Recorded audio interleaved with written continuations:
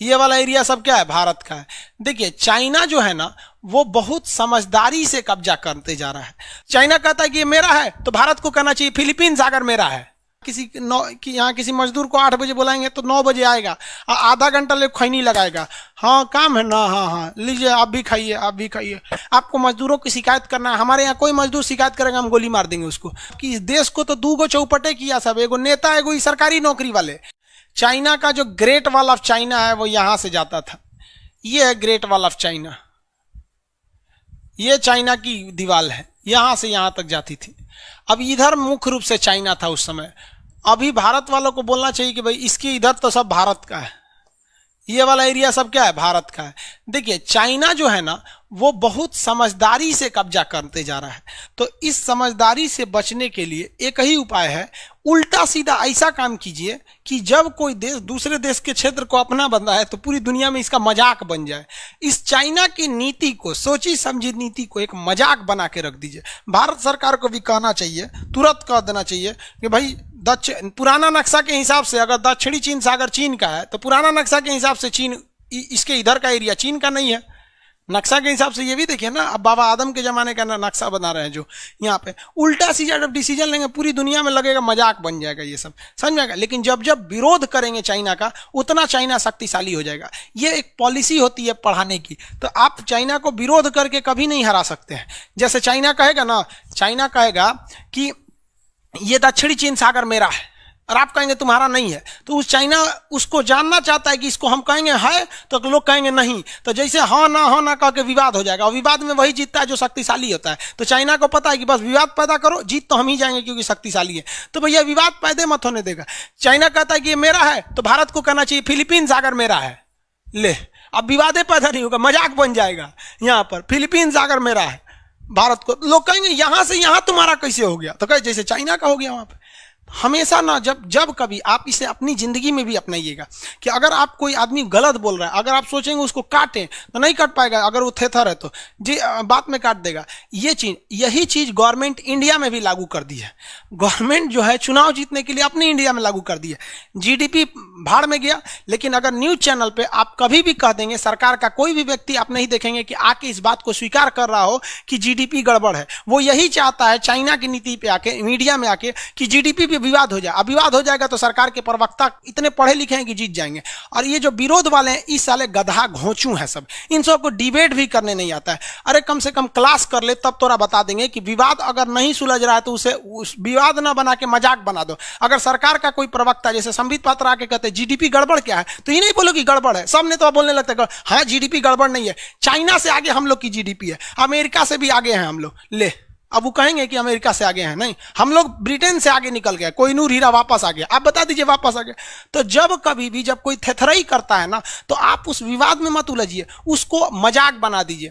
तो गवर्नमेंट ने चाइना से कुछ सीखा है या नहीं सीखा है, लेकिन ये जरूर सीखा है कि देश में अगर कोई मुद्दा हो, जैसे अभी मनीषा वाल्मीकि का जो बलात्कार हुआ, यह बलात्कार गलत है, सालों को इनकाउंटर क्यों नहीं हुआ, इस पे नहीं है। गवर्नमेंट बड़ा होशियार है, जानती है इसको विवादित कर देंगे, जहां विवादित होगा हम शक्तिशाली हैं, जीत जाएंगे। अब उसमें ससुरा ये आतंकवादी घटना थी, दंगा कराने के बाद था, रेप कहाँ हुआ है, हड्डी कहाँ टूटी है, हेन तेन।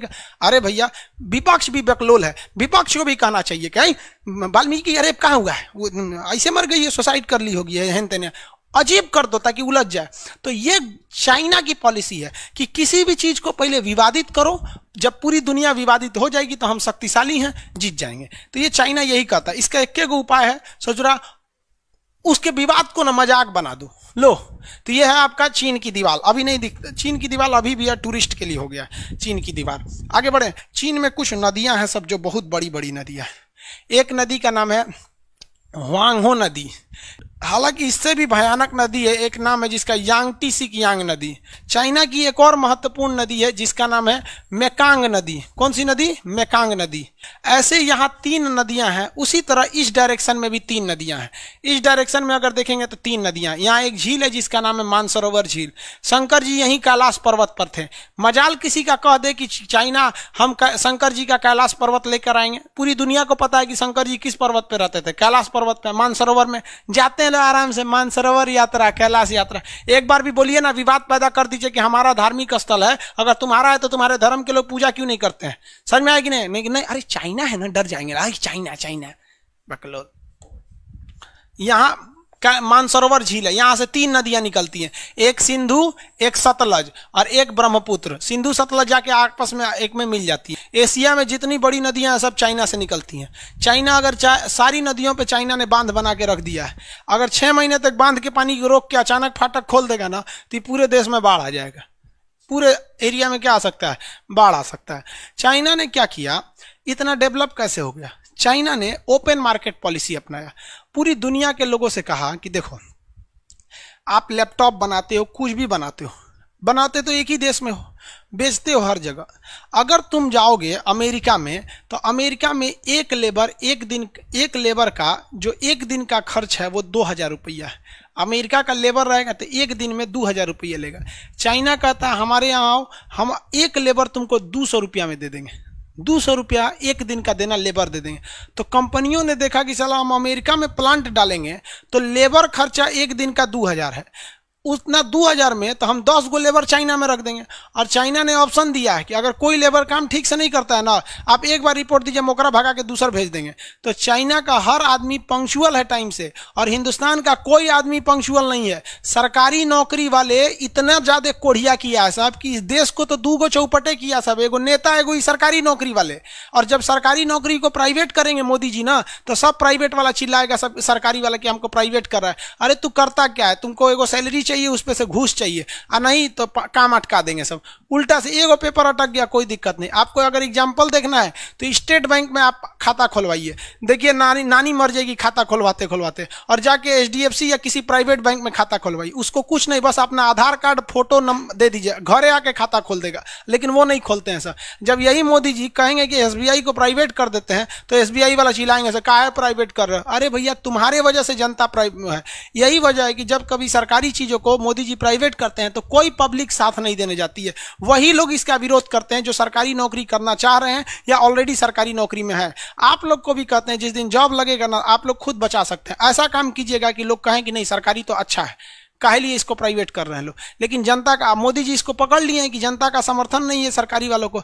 एक बार नौकरी मिल गया, कौन पूछता है काम को? चाइना में ऐसा नहीं है। चाइना में अगर आप काम नहीं करेंगे अच्छा से तो भगा देगा आपको, आप खटते रहिए। तो देखा गया कि वहाँ चाइना में डिसिप्लिन बहुत ज़्यादा है। अगर वहाँ किसी वर्कर को बुला दिए 8 बजे तो वो 8 बजे आएगा। यहाँ किसी मजदूर को 8 बजे बुलाएंगे तो 9 बजे आएगा, आधा घंटा ले खैनी लगाएगा।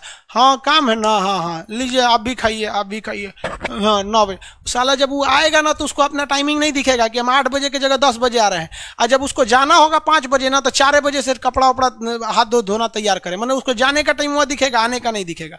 तो हर जगह यही चीजें चाइना ने कंट्रोल किया जो दुनिया में अन्य जगहों पर हो रही थी। पूरी दुनिया के लोगों को कहा कि देखिए आपके यहाँ मजदूरों की ये समस्या है, ये है, आपको मजदूरों की शिकायत करना है। हमारे यहाँ कोई मजदूर शिकायत करेगा हम गोली मार देंगे उसको।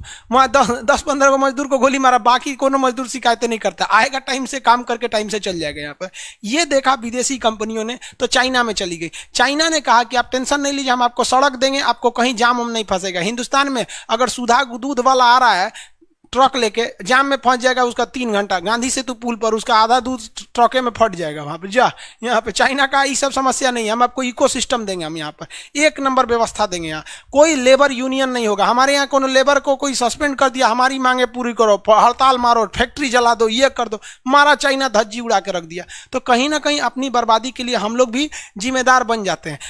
सरकारी कर्मचारी वाला उतना अच्छा से काम नहीं करते हैं सर। तो चाइना बहुत डेवलप कर गया, इतना इकोसिस्टम कर दिया कि पूरी दुनिया की कंपनी यहाँ आने लगी। अब सिंपल से समझिए ना, एप्पल कंपनी जो है सेम मोबाइल अगर कैलिफोर्निया में बनाती है और वही मोबाइल कोई चेंजिंग नहीं करके चाइना में बनवाती है, तो चाइना में लेबर कॉस्ट सस्ता होने की वजह से कैलिफोर्निया में बने मोबाइल में और इस मोबाइल में लगभग 20,000 का अंतर आ जाता है। तो कौन कंपनी कौन खरीदेगा? वही मोबाइल अगर कैलिफोर्निया का बना है तो 1 लाख में, और वही मोबाइल अगर चाइना का बना है तो 80,000 में। दोनों तो एप्पल है, दोनों में सारी चीजें सेम होती है, बस उसके अंदर क्या है, लेबर कॉस्ट ज्यादा थोड़ा सस्ता है और लेबर फुल टाइम वर्क करके देते हैं और वो स्किल्ड लेबर देता है। ऐसा नहीं कि लेबर स्किल नहीं है, हमारे पास लेबर मल्टी टैलेंटेड है, स्किल्ड कोई नहीं है। हमारे यहाँ लेबर को कहेंगे पेंट मार दो, कहेगा हाँ पेंट मार देंगे, कहोगे ईंटा ढो तो ईंटा भी ढो देगा, कहेगा गाड़ी चला लेते हो, हाँ साइकिल चला लेते हैं, हर काम में कर देगा। चाइना में ऐसा नहीं है, उसके यहाँ स्पेशलिस्ट हैं सब। अब बहुत बेहतरीन ढंग के स्पेशलिस्ट हैं। इस वजह से इंडस्ट्रियल हब बन गया चाइना, और उसके अंदर डिसिप्लिन भयानक है। एक बच्चा नीति, यानी चाइना में एक के बच्चा हो सकते हैं तो एक के,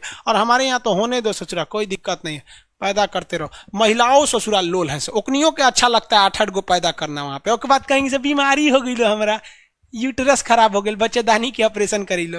रे लोल कहीं का, तू फैक्ट्री बनैले तो का पूछेगा कोई यहाँ पर। लोल तो वो होती है सर ना, महिलाएं सब सीधे कह देंगी सर नहीं बच्चा होगा। कौन जानता है, पति गया ऑफिस में, एगो दवाई खा लो, बच्चा खत्म कहानी यहाँ पे ना। हमारा बाबू अपने मजा आता है इतना लेके ढोले में, तो क्या कहेंगे वहां पे, समझिए यहाँ ध्यान से। तो चाइना बहुत ज्यादा स्ट्रिक्ट रूल होने की वजह से फॉलो हो गया, और हमारे यहाँ ऐसा नहीं। दूसरा, चाइना में चुनाव का झमेला नहीं है, वहाँ एक ही पार्टी है और 10 साल के लिए चुनाव होता है। हमारे यहाँ सबसे बड़ी समस्या कि एक बार चुनाव होगा प्रधानमंत्री का, और हर साल चुनाव होते रहेगा मुख्यमंत्री के लिए। जैसे देखिए अभी बिहार में हो रहा है, अगली बार कहीं और होगा, अगले साल कहीं और होगा। तो हमारे यहाँ के नेता 4 साल में 5.5 साल तो चुनाव में बिजी रहते हैं सब, तो इसलिए डेवलपमेंट का एक और रास्ता कम होता है। वरना अगर ऐसे देखिएगा तो चाइना के पास इतने ज़्यादा चैलेंजेस थे कि इतना पहाड़ है चाइना में, केवल 30% जमीन ही उसके पास रहने के लिए, लेकिन इसके बावजूद दुनिया में सबसे ज़्यादा अफीम, चायपत्ती, चावल, सब्जी, मतलब जितना चीज है सब में धीरे धीरे कौन आगे जा रहा है, चाइना जा रहा है। और हम लोग टुकुर टुकुर मुंह देख रहे हैं। नेतृत्व का भी कमी होती है, कुछ अपने स्ट्रक्चर में भी थोड़ा सा कमी है। आई होप इसको समझे होंगे आप लोग।